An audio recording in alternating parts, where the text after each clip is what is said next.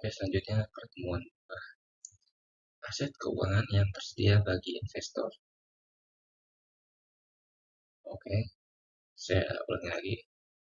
Nama kelompok saya adalah Safira Fauzia, Waluya, Regna Tersia, dan saya sendiri Wahyu Diaka.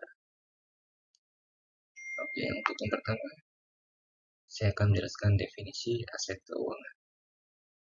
Aset keuangan adalah aset yang biasa dinyatakan setara dengan nilai uang tunai.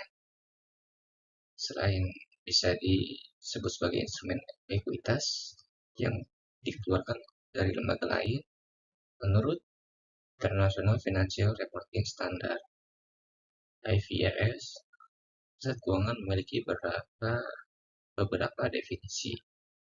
Yang pertama, uang tunai atau setara dengan uang tunai. Yang kedua, instrumen ekuitas lembaga lain. Yang ketiga, hak kontrak untuk menerima uang tunai atau aset keuangan lainnya dari lembaga lain, atau bertukar aset keuangan atau kewajiban keuangan dengan lembaga lain sesuai syarat yang bisa ditukar lembaga tersebut.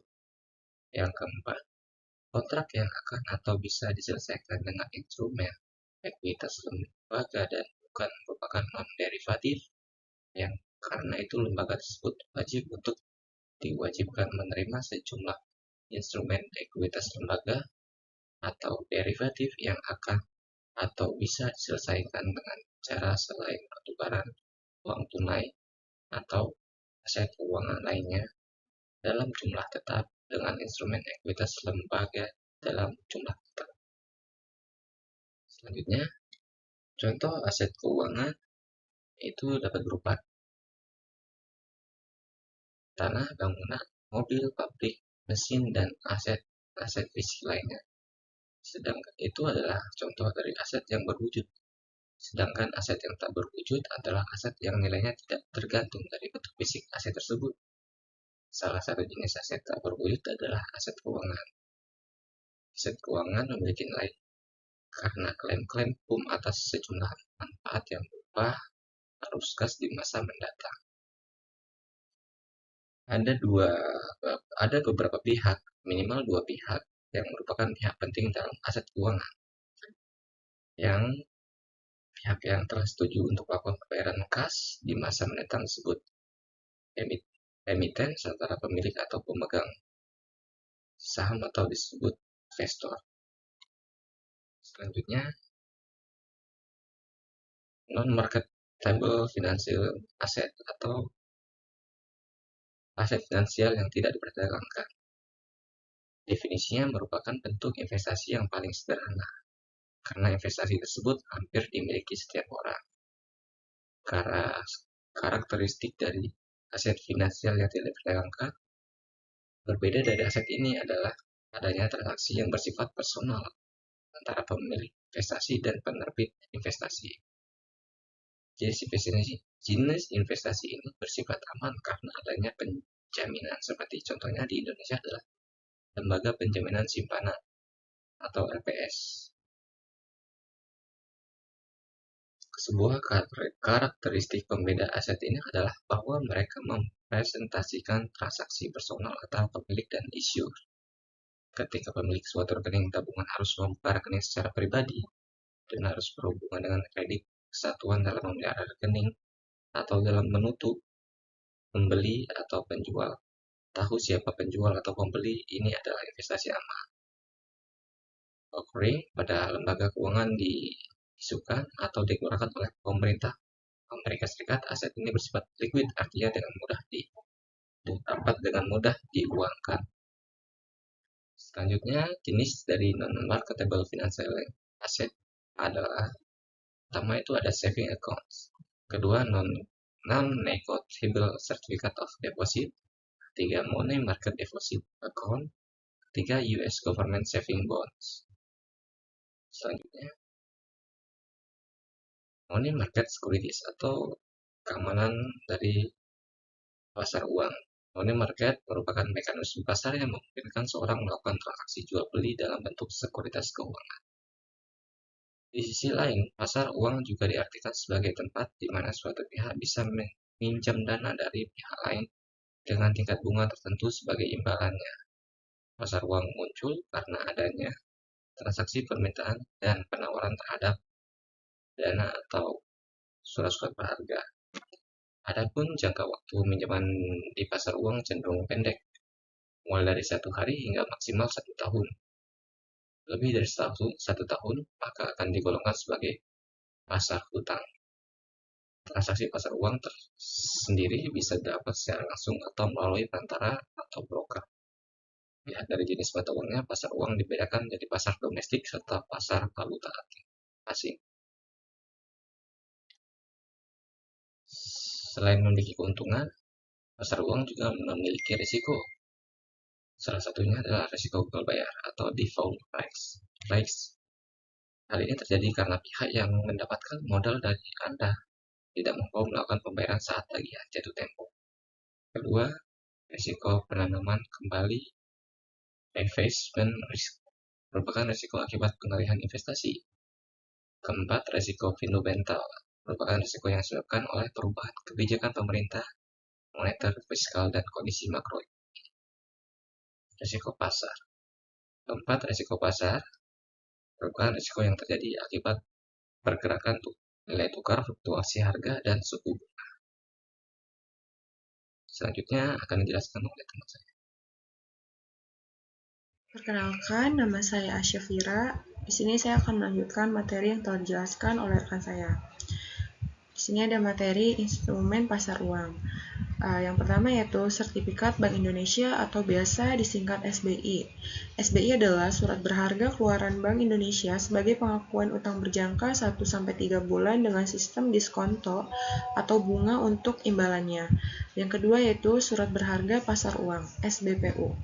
SBPU merupakan surat berharga terbitan bank yang ditandatangani nasabah sebagai surat jaminan pelunasan utang. Yang ketiga yaitu call money. Call money biasa digunakan saat bank ingin mengalihkan kelebihan uang jangka pendek yang sifatnya sementara. Yang keempat, sertifikat deposito. Sertifikat deposito adalah surat berharga yang dikeluarkan oleh bank dengan jumlah nominal tertentu sebagai surat atas tunjuk. Yang kelima, treasury bills. Instrumen pasar uang yang sering disebut T-bills ini merupakan sejenis surat obligasi pemerintah dengan jangka waktu jatuh tempo cukup pendek. Selanjutnya ada tujuan pasar uang. Tujuan pasar uang di sini dibagi menjadi dua. Yang pertama dari pihak yang membutuhkan dana. Yang pertamanya yaitu untuk memenuhi kebutuhan jangka pendek, yang kedua untuk memenuhi kebutuhan likuiditas, dan yang ketiga untuk memenuhi kebutuhan modal kerja. Yang dari pihak menanamkan dana yaitu yang pertama untuk memperoleh penghasilan dengan tingkat suku bunga tertentu, yang kedua untuk membantu pihak-pihak yang mengalami kesulitan keuangan. Selanjutnya ada Fixed Income Securities. Fixed Income Security adalah instrumen utang yang membayar sejumlah bunga tetap dalam bentuk pembayaran kupon kepada investor secara berkala. Pengembalian atau imbal hasil yang diberikan dalam bentuk pembayaran bunga berkala tetap dan pengambilan pokok pada saat jatuh tempo.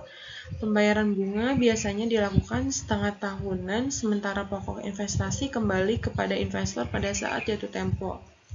Obligasi adalah bentuk fixed income security yang paling umum.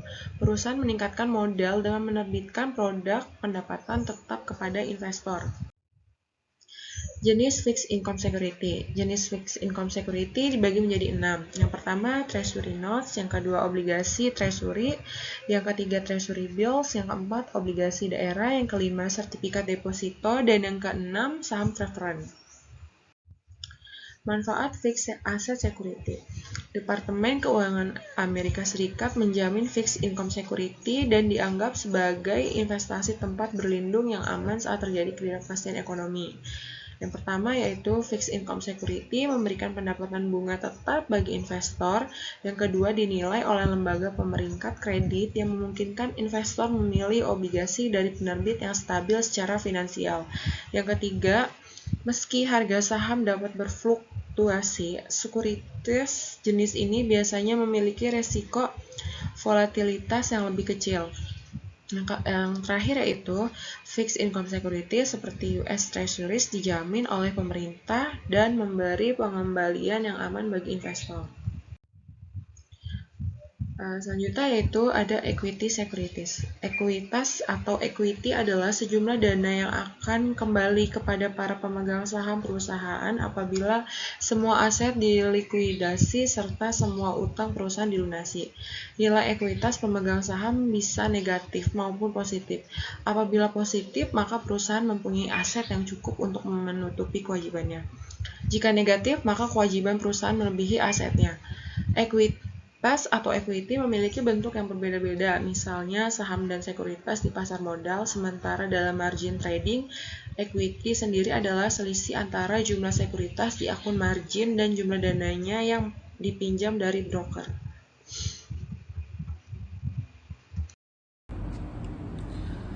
Menurut Financial People Line, equity terbagi menjadi 3 bagian, yaitu yang pertama adalah saham biasa, yang kedua saham preference, yang ketiga adalah waran.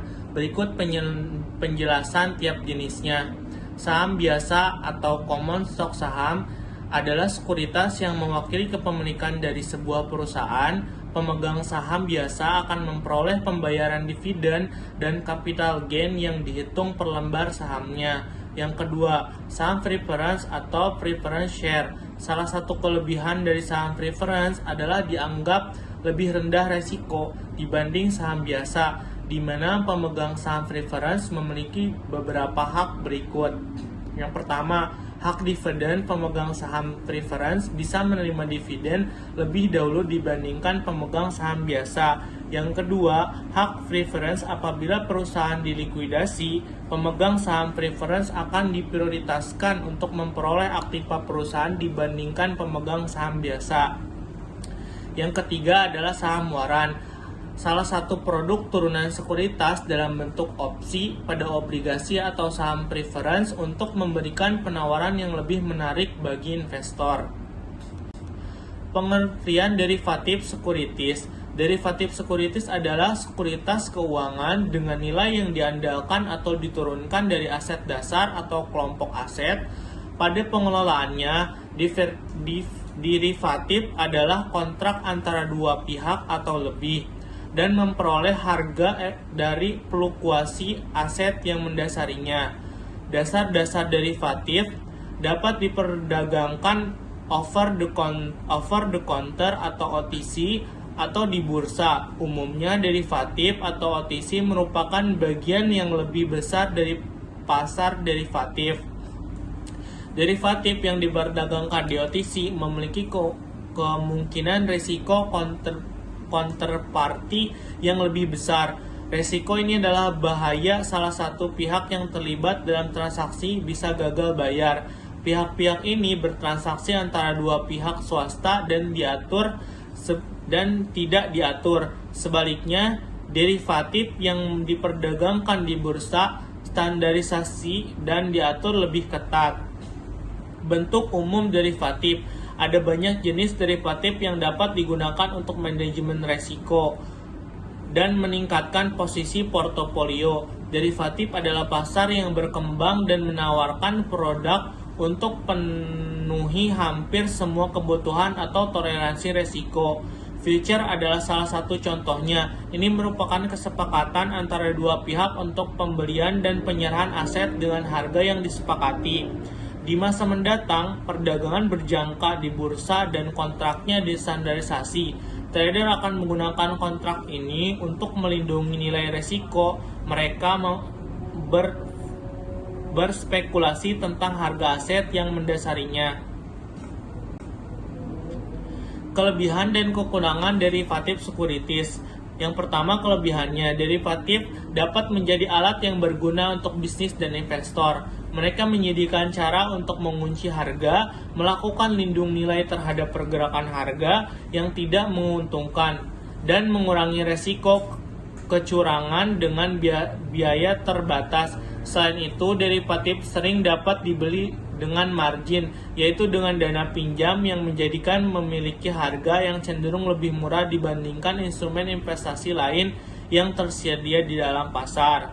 Kekurangan derivatif sulit dinilai karena didasarkan pada harga aset lain. Resiko derivatif OTC termasuk resiko yang sulit diprediksi atau dinilai. Sebagian besar derivatif juga sensitif terhadap perubahan jumlah waktu kadaluarsanya. Biaya memegang aset dasar dan suku bunga variabel ini membuat sulit untuk mencocokkan nilai derivatif aset yang mendasarinya. Sekian presentasi dari kelompok kita. Terima kasih.